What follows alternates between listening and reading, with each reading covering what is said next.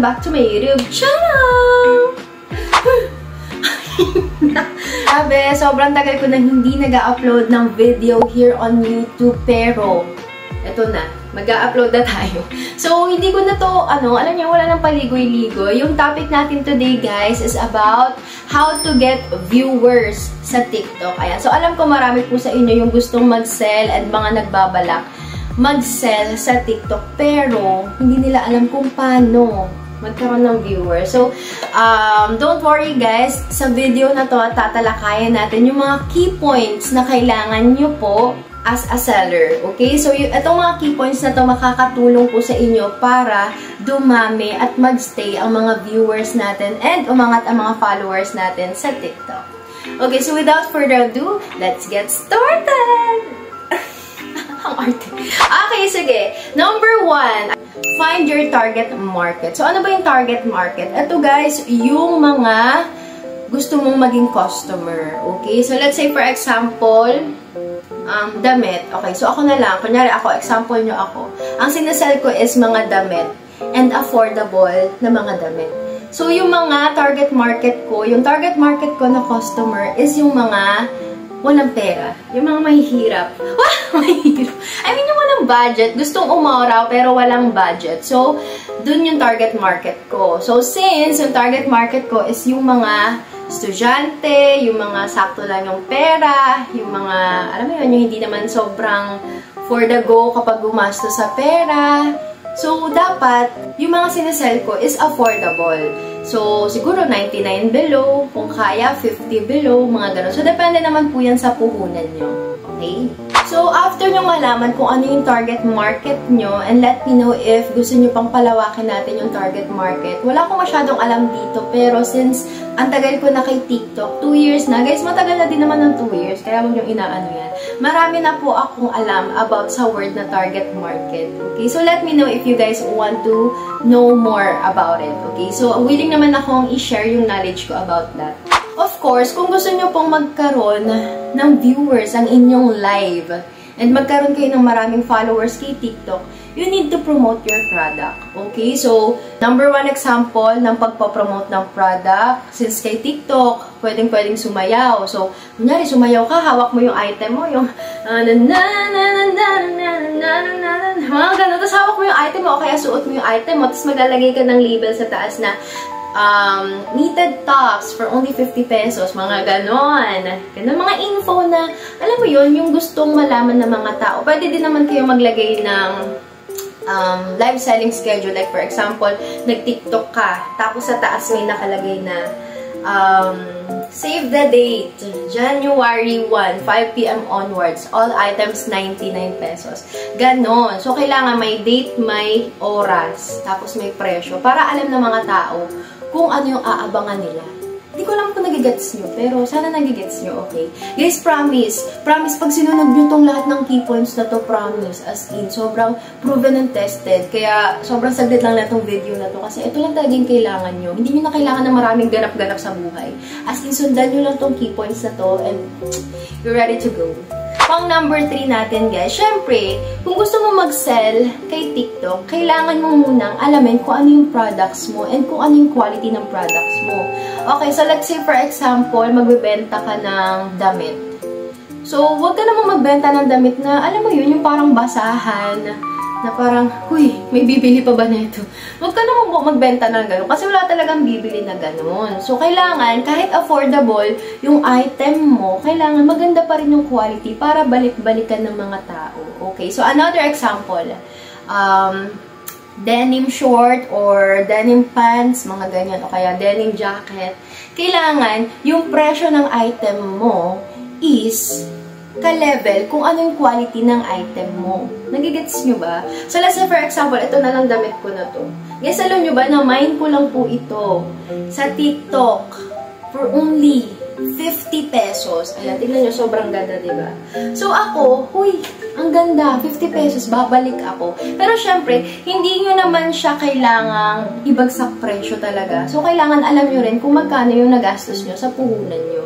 Okay? So, hindi kayo yung bigla na lang, wala nagmamime, sige mag 50 pesos tayo. Hindi ganun. Kailangan, alamin nyo rin kung malulugi ba kayo sa presyo nyo. And alam ko din naman na yung seller neto, kung saan ako nag-mine, which is si Ma'am Sildy 199X. Ay, talaga. May sa kanya ko ito na mine. So, co-seller ko siya kay TikTok. So, nagsusupport din ako sa mga sellers sa TikTok. Okay? So, alam ko din naman na hindi naman din siya papayag na ibenta lang to na 50 pesos nang hindi siya tumutubo. So, alam ko naman na may tubo siya doon. Okay? So, meron kasing iba dito, guys, sa TikTok. Nagtataka sila kung bakit wala silang viewers or meron man, pero 5, 10. Kasi nga, overpricing. Knowing na yung binibenta nila is ukay-ukay, ganyan-ganyan. Guys, marami kasing key points. Marami po tayong mga factors na kailangan isipin kung bakit nagbebenta si seller ng malaki halaga. I mean, kung bakit mataas ang kanyang benta. Bibigyan ko po kayo ng example kung bakit yung ibang seller is matataas talaga ang benta. Unlike sa iba. Kasi nga, ang matataas ang benta, mas ma-effort sila. Bakit ko po nasabing mas ma-effort? Let's say, for example, hindi na tayo lalayo. Okay, so sa mga denim pants. Guys, alam niyo po ba na kapag nag-order kayo ng isang denim pants, kailangan nyo pang labhan yun. Okay, kasi hindi po lahat ng bulto ng denim pants is malilinis. Usually, kailangan kapag magsasell kayo ng denim pants, kailangan mo talaga siyang effortan and kailangan mo siyang labhan para makita mo yung totoong ganda ng product. Gets? So, dun pa lang po, papasok na kung paano mo siya ipapricing. So, naghirap ka maglaba, naghirap ka mag ganyan-ganyan, washing machine, sampay, tapos i-steam mo pa yan, tapos, girl, isusukat mo pa yung length, tapos yung width, tapos yung length ng pants. Ang dami mong kailangan gawin and preparation pa sa live.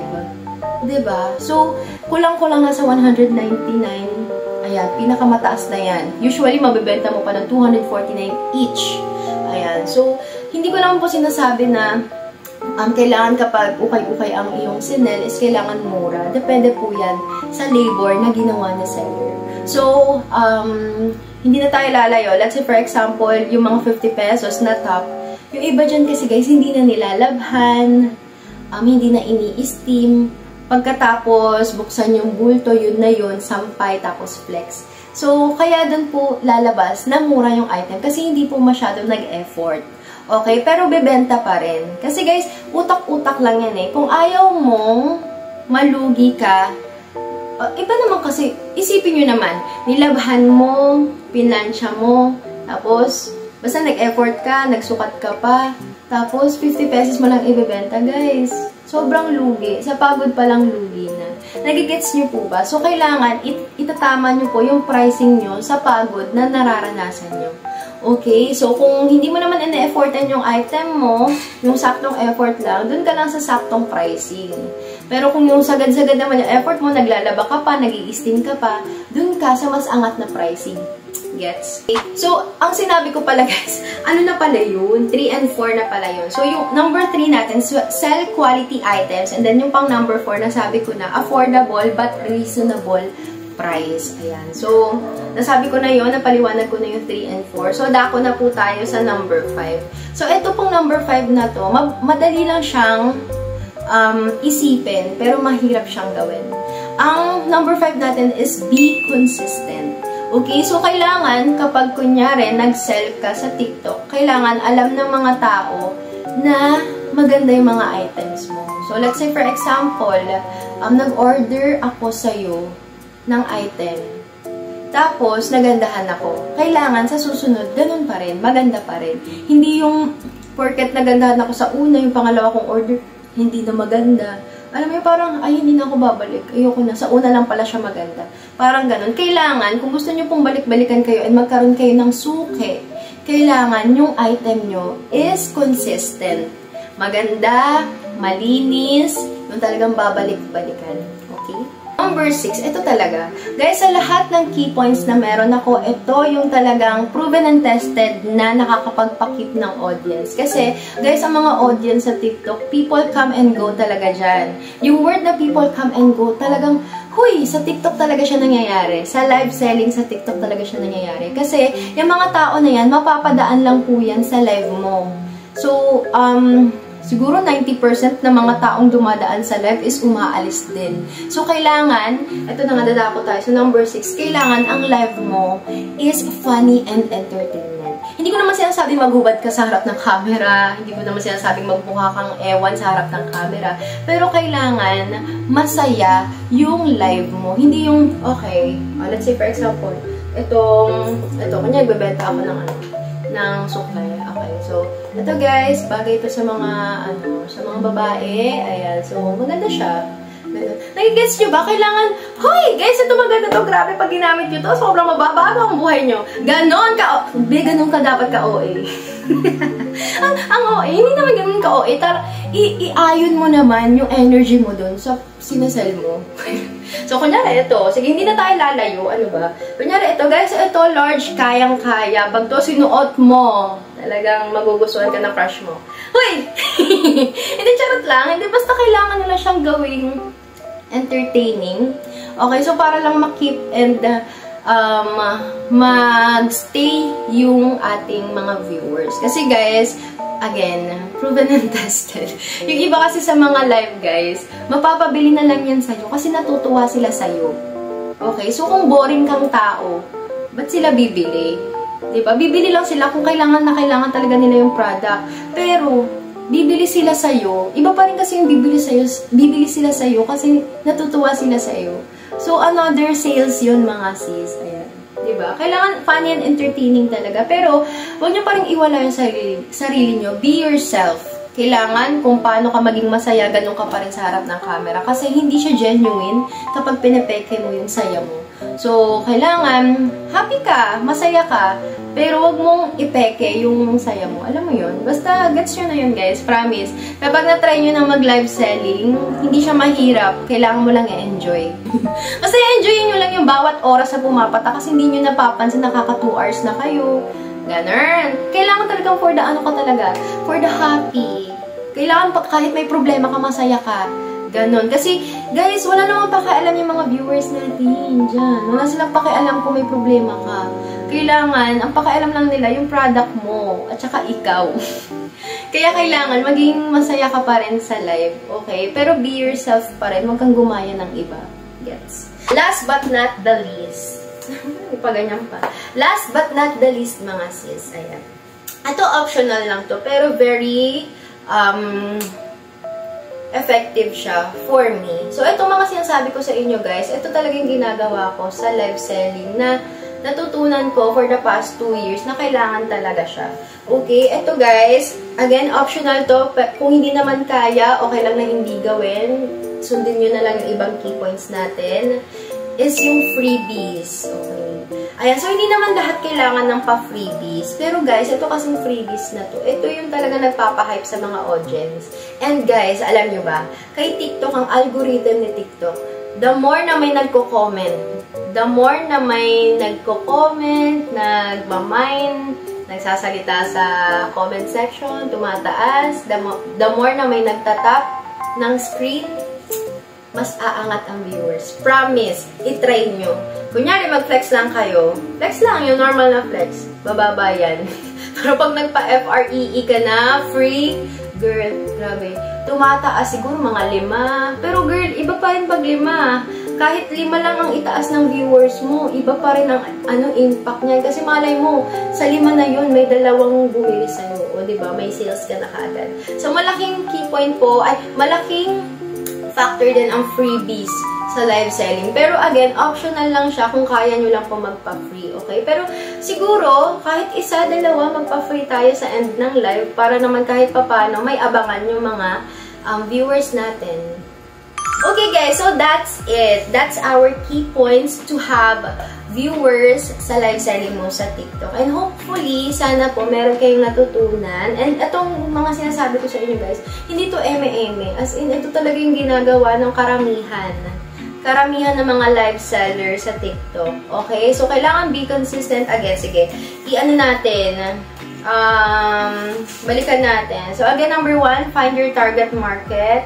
Promote your product. Sell quality items.